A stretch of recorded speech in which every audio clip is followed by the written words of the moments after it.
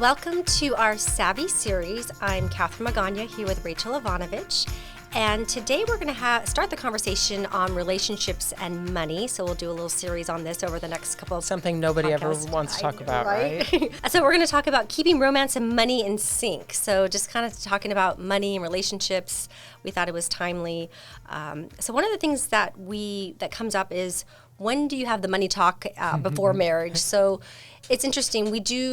As we do retirement planning, and as we're seeing couples phase into retirement, there often are now second marriages too, and or even first. I want to have marriages. this conversation, yeah. And so it's like. But I think it's interesting.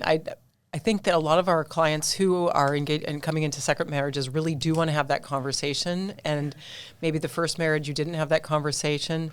So if you are getting married for the first or second time and you want to meet up with us, we would love to have that conversation with because it is hard. It's hard to have that conversation. And I don't know about you, but in my household, the money conversation was kind of a taboo subject. We didn't really talk about it. So call us. We'd love to chat with you. 760-692-5700. So we do have a newlywed and a newly engaged checklist, and there's kind of a lot of different items that cover that. A couple of them are, do you have a budget? Have you talked about your finances? Are you going to keep your accounts separate or together, or how is the titling? Are there other kids? Is there estate planning? I mean, there's a lot of different things to consider. Yeah, I think start with, when you're starting off, discuss your long-term goals together first. Maybe separately write them down and then come back to the table together and decide, what's most important to each of you. Is it a family? Is it a house? Traveling all over the world. But it's really important to develop a list of priorities so that you can come together and get on the same page. And so we have a client that we're working with. She's actually a newer client, and her first husband passed away. So she remarried a few years ago, and her husband's a few years older than she is. But he actually updated his trust. He wants her to stay in the house. So when he passes away, he says, okay, you can still live in the home. There is a little bit of a mortgage she'd have to cover. But she's like already saying, I'm not sure if I want to do that because the kids, and what if they want the house? And I said, well, he really wants to set you up to have this. And yes, the kids will get the house, but they may not get it, right away, because she's a few years younger than he is.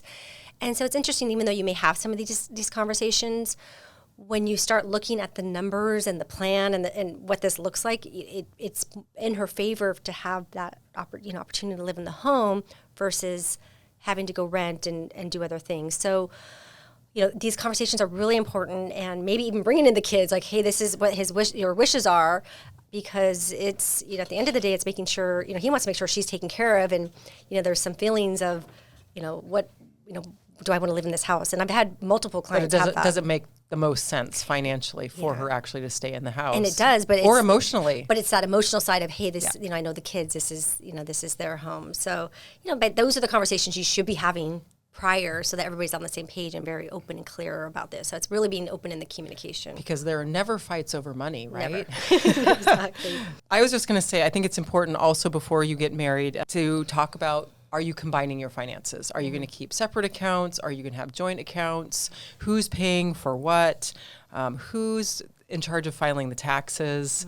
Because typically what I see is, one spouse or the other is the one who handles the taxes and handles paying bills. And then even investing. I mean, your strategy might be a little different, or your risk tolerance, or so just kind of having those conversations of, when you do come together, are you mixing things? Is it separate, or how, because there are some, individuals that get married that they do still want to keep their finances separate. Absolutely. But I think talking about it is important, because you can't just assume that someone's going to handle money or view money the same way that you do. You might be a spender or a saver, and having that conversation about your goals, like I said at the beginning, is really key to start deciding, what does our budget look like? Are we keeping our money together or separate? And even if you are married, aligning your financial goals and balancing lifestyle, and if your income changes, is your lifestyle changing, or are you saving more? Because I think what we also find is as you start making more money, sometimes there's that keeping up with the Joneses. I want the bigger house, the bigger car, but the reality is, are you still saving enough for your future? Well, if you're not planning where your money is going to go, it's just going to go wherever it wants to go. Yeah. So I think, what did you call it? Lifestyle inflation. I think Yes. that's really good. And let's just say you got the raise, or maybe you paid off the car. Okay, so now I have $400 or $500 that was going to my car. So now where should that go now, versus just letting it slip out of your bank account? Oh, we have money in the account. We can just go out to dinner one more time. And so perhaps maybe even scheduling kind of monthly money talks, or with each other as a spouse. What do you do, Catherine, with your family? I handle most of the money. I do, although we do talk about it. My husband, Jocelyn, who's here with us today, he, if I see certain things that are out of line, Do you have a money meeting once a month? I don't do month to month, but I actually check things daily. So if there's something that's out of the ordinary, I'm kind of like, hey, what's this? And Jocelyn, he's really good about also giving me a heads up. Hey, this is coming up, and I'm getting, I need, there's certain things for camping or scouts or things that are coming up. So we have those conversations.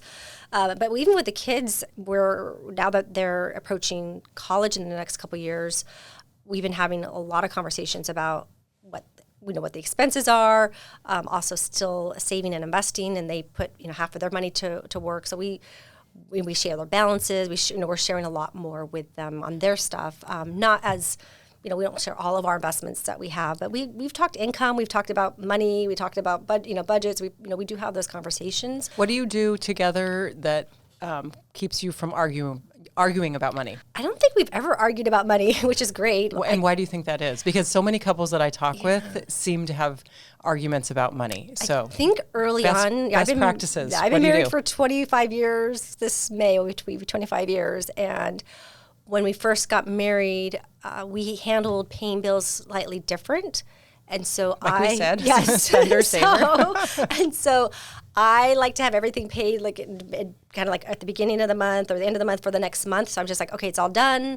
I don't have to worry about it. And then Jocelyn was just kind of paying stuff as it came in, or it didn't. And so I reiterate, people handle money differently. And I have everything I know to the penny of what we're spending and where and what check is, so I have everything really calculated. So I think when he allowed me to handle that part of it, then. So what do you do so that he still feels like he has freedom he has with the money? He has some money, but he has his own little account that he can handle that I have I don't keep track of. So, I love it. That's funny. But you have to have conversations. You have to have these conversations. And there's no one right way, but I think having the conversation is definitely key. And so, once again, having those clear expectations of, what money's coming in, what's going out, and what are the priorities? Are you saving, for a goal? Is there retirement? Is there education plan? What is it that you're striving towards? So making sure you and your partner are on the same page, I think, is really key. Yeah, and absolutely. My husband and I handle money very differently. He says it's in the vows that I do the paperwork, which includes the bills. Yeah. He does not like doing any sort of, but we do. We go on walks and we talk about it. That's usually how I can nail him down. I'm like, okay, this is where our finances are. Because sitting down at a table and going over spreadsheets is definitely not a thing. Yeah. But it's still important. You have to find that way and that time where you can communicate with your partner about what's most important and talk about, what's coming up. Because there are different seasons as well. I mean, we've been building our house now for almost a decade. Is that a minute? Yeah, but we got final on one of the projects we were working on, and so that's really exciting. And so, all of our money basically has been going there the last, 10 years. And now it's, okay, well, that season of investing our money into that project is over. What's next? So we've been working with a lot of clients recently that are kind of phasing into retirement or in retirement, and they hadn't really, as a couple, maybe they hadn't really talked about or looked at the money together, and we're kind of helping put together the plan and the retirement plan. And what's interesting is a lot more women are wanting to learn a little bit more and be more involved, and especially the husbands are also encouraging, hey, here, why don't you, be a part of this? But I think you're right. Sometimes you have to look at, I don't think every little detail, sometimes you have, they want to learn, but maybe it's the bigger picture, or what's behind it, or what's my life going to look like, or the big question is, do I have enough? And that comes up a lot. I think one of the things we were joking about, actually, and I went to lunch with one of our clients the other day, and the whole what if he gets hit by a bus conversation came up, and one of the things we talked about was making sure that he has the passwords written down. Yeah. And what bills are due when. And so if you're the one who's handling the finances, make sure that you have those written down. Or if your spouse or partner are the one who's handling paying bills, monthly bills. I mean, I'm just talking about the basic things. I was like, because you still have the estate planning and the trust right, and everything else. But I'm just talking kind of day to day. I mean, Yes, if I got hit by a bus, God forbid, my husband would not know what we pay. We met with a couple recently, and he's a few years older than his wife, but he handles everything. I mean, and then they have 10 different accounts for, this is for travel, this is for the, all these different things, but he knows how to do it all. And she doesn't. And so his big thing is, well, I want to make sure she has somebody that can help her, or something happens to know what to do. And so we're helping them consolidate and look at some ways to help her manage and help her learn. Because, if it's something, like you said, if something does happen, what do you have in place? And it's one thing if one person's doing it, but I think definitely you want to have resources and things in place. So I think some of the big things that couples should takeaways from this conversation. So talking about goals and setting your expectations around money early before you get married, or maybe you've already been married for 20 years and you haven't had that conversation. How do you have that conversation? That's why you come to us. Right? That's right. Because we help make it easy and fun. It doesn't have to be the newly engaged checklist. Right? It can be now you're married or you've been married. Let's get on the same page. Yeah. And then there's sometimes we work with couples, and the wife, she doesn't want anything to do with it. She's like, I feel comfortable. You guys are handling it. And my husband, I'm good. But we're big on educating, so if we can just kind of spark a little interest in... Do you feel there's some sort of a trend where women are handling the finances more? I'm seeing a little bit more so than in the past, but I still feel that it's still, predominantly, at least on the older kind of generation. Yeah. Kind of in the 50s, 60s, I think it's kind of a mix, but past that, seems like it's still, most of the men are handling a lot of that. Yeah. But it changes. I mean, it's kind of, one-off, because there's different...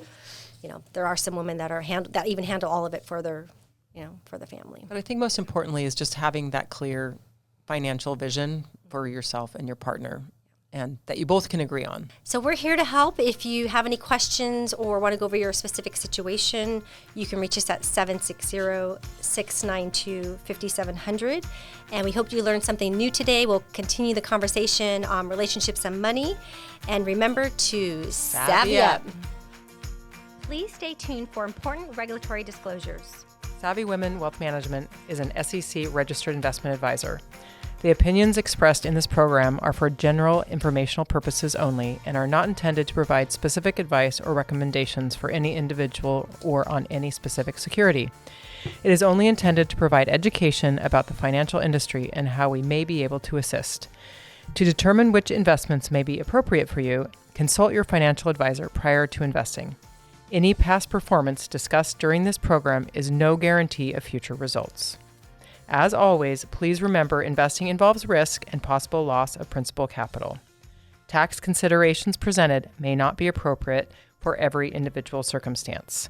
A tax professional should be consulted before making any decisions about your tax liability.